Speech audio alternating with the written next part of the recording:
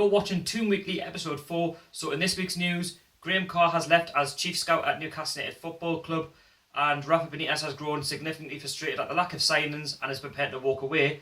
I'll also be touched upon players coming in, players leaving the football club, so such as Tammy Abraham, Florian Lejeune, Matt Sells, Haris Vukic, and I'll also be answering your questions at the end of this video, so stay tuned. So the breaking news as of Wednesday last week at around 8:30, 9 o'clock, Graham Carr has left Newcastle United as Chief Scout. So Graham Carr was our scout for the last 7 seasons.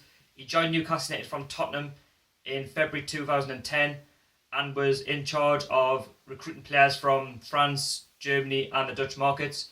He worked under Chris Hughton and Alan Pardew. In his time, he signed some good players, but he signed more bad players than he did good players. So some of the good players that he did sign in his time were Hatem Ben Arfa, Yohan Cabaye, Papi Cisse, Czech Toyota, and some others that are maybe undecided, Mitrovic, obviously Darlow, Lascelles. Some of them have got question marks on them. Can they become good in the future? Most notably, Ben Arfa and Cabaye were probably our better signings. Ben Arfa came with loads of promise, loads of tricky, loads of skill. He scored a lot of good goals, a couple against Bolton and Everton to count off the top of my head. And Yohan Cabaye as well, he scored some really good goals from midfield, and he scored that wonder free kick at home against Manchester United, and also in that 1-0 victory away at Manchester United as well. So, he has signed some good players, but he has also signed a lot of flops that just haven't worked out with the football club, such as Marvo, Remy, Cabela, Amar Furtado, Luke de Jong and Gabriel Obertan. Some of these players just were not good enough. And obviously there's arguments to why they weren't good enough, because obviously when we had Alan Pardew and obviously possibly Chris Hughton, maybe McLaren, did it work out in terms of how they were playing? Did they fit into that structure? And when I watched them, a lot of them just didn't try. A lot of them just didn't look interested. And I think now under Rafa Benitez, we've got players that are potentially trying to get into the first team, that want to push on at the football club.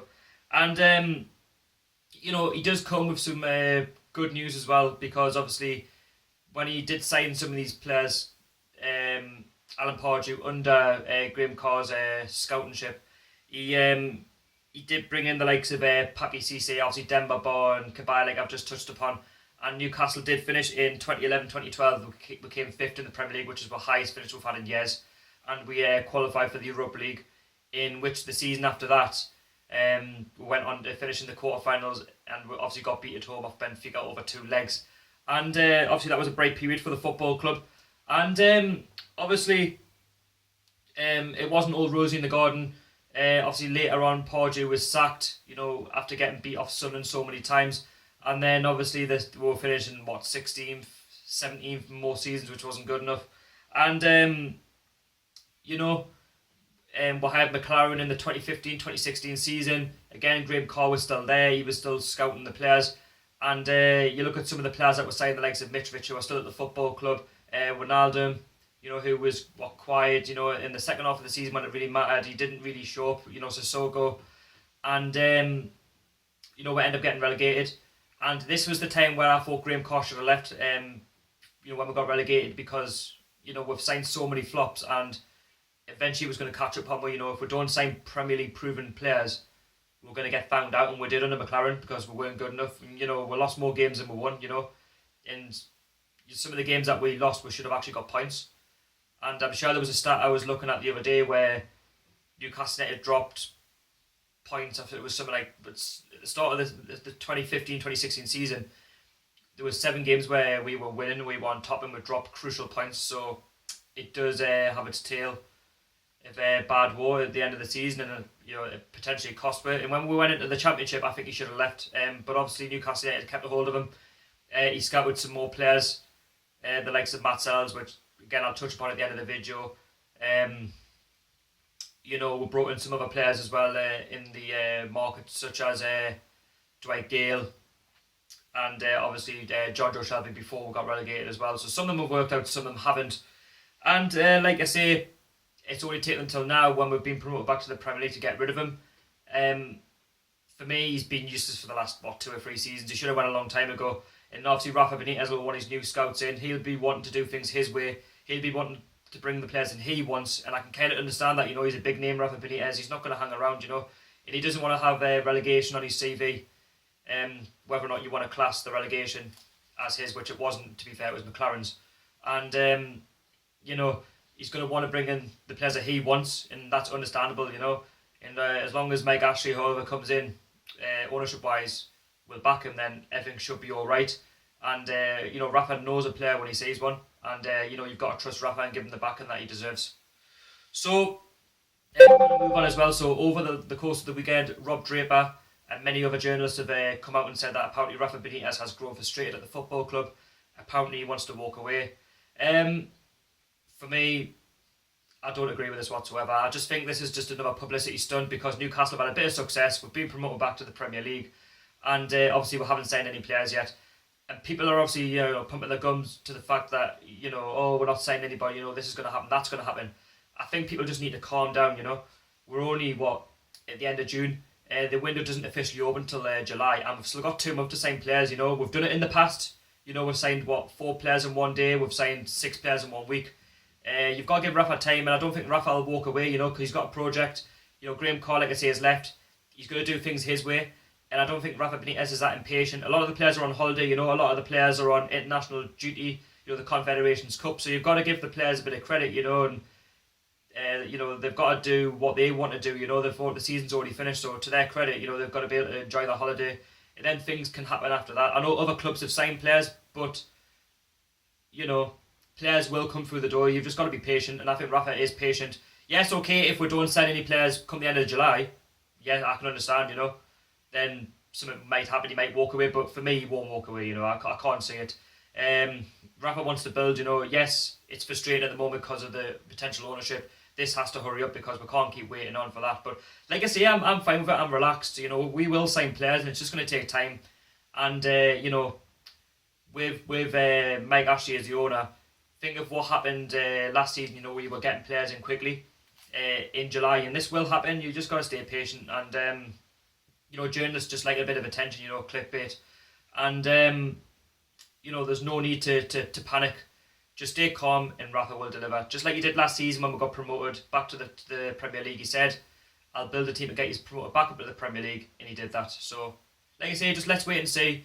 We're not into the transfer market yet.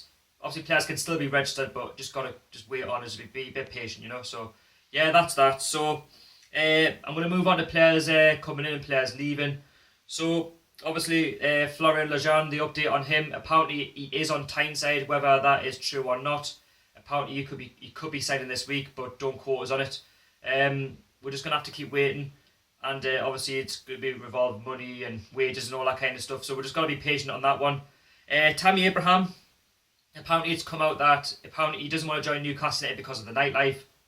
What a laughable story that is. Where it doesn't have nightlife, when you play for a certain football club, there'll be nightlife down Chelsea. There'll be nightlife anywhere you go, so I don't see why that's a problem. When he was playing for Bristol, I'm sure there's good nightlife in Bristol. And what's wrong with our nightlife? You know what I mean? He's got to be able to enjoy it every now and again. If we've had a victory, on the Saturday night or something like that, he's only a young lad, and I think he's going to have a final say on where he goes. Because for me, he can't just sit on the bench at Chelsea because he's a good player with good proven quality, and sitting on the bench is not going to do him any world of good. And I just think it's a laughable story when you think about it. So. If Tammy Abraham wants to sign for Newcastle United, he will. Okay, Chelsea? Just listen to us. He'll sign. If you want to sign, he'll sign, okay? So, Matt Sells has left Newcastle United. This broke out on, I think it was Thursday. He's went on loan to Anderlecht. We signed him from Ghent last season. He didn't have the best of seasons in goal in the Championship. He had a few flappy moments, shall I say. He was not confident. He had a lot of games in the reserves, but for his confidence, he needs to have a loan deal at obviously Anderlecht. He's going to be playing Champions League football next season. Obviously, this loan deal will prove to see where he's at. But will he get in over Darlow, Tim Krul, and possibly Freddie Woodman? Definitely not. I think at his loan deal at Anderlecht, I think he will end up moving on. But like I say, I won't miss him. He hasn't been that good for us.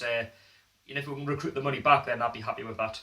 What are your thoughts on Matt Sellers? Are you happy with a loan deal, or would you rather see him be given a chance at the club next season in the Premier League if Rafa didn't sell him on and on?